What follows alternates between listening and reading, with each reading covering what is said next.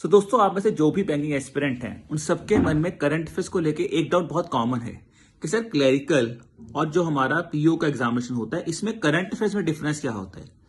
ये दोस्तों क्वेश्चन बहुत वैलिड है बिकॉज दोनों अगर एग्जामिनेशन की बात की जाए तो दोनों जो पोस्ट हैं वो कंप्लीटली डिफरेंट हैं। अगर हम बात की जाए तो एग्जामिनेशन लेवल जो है वो डिफरेंट है। अब सवाल तो बिल्कुल वैलिड है कि सर करंट अफेयर्स में भी क्या कोई डिफरेंस है यहाँ पे। और कहीं ना कहीं अगर आप पिछले ट्रेंड को देखा जाए तो कहीं ना कहीं जो क्लरिकल का एग्जामिनेशन वो थोड़ा सा डिफिकल्ट स्टेज पे आ रहा है, पीओ का एग्जामिनेशन थोड़ा सा मॉडरेट लेवल पे आ रहा है। अब आता है आपका मेन पॉइंट, जैसे फिर दोनों में डिफरेंस क्या है। देखिए, अगर आप कवरेज की बात करते हैं तो कवरेज में जनरली कोई ज्यादा डिफरेंस आपको देखने को नहीं मिलता है।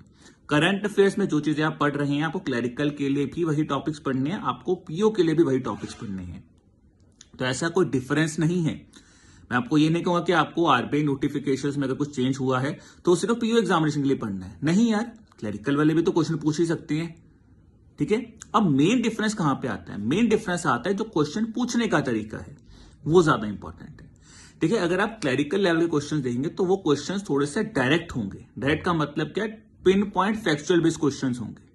वहां पे स्टेटमेंट बेस्ड क्वेश्चन हमें थोड़े से कम देखने को मिलते हैं।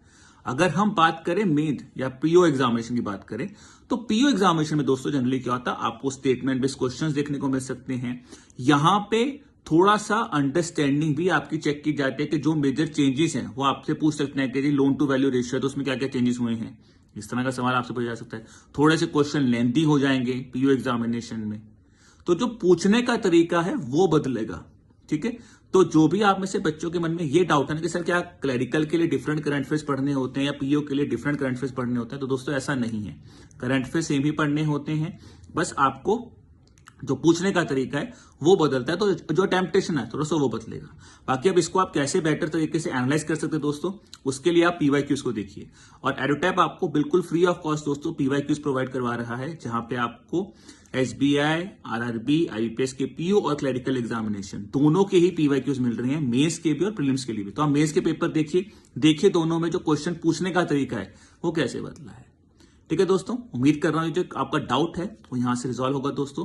बाकी इसी तरह की और जानकारी लेने के लिए आप हमारे यूट्यूब चैनल के साथ भी जुड़ सकते हैं, और आप हमारे कोर्सेज यानी कि बैंकिंग एग्जाम महापैक कोर्स, अगर आरबीआई और बैंकिंग की तैयारी कर रहे हो तो RBI grade B plus bank महापैक कोर्स के साथ भी जुड़ सकते हैं। चलिए guys, wishing you all the best.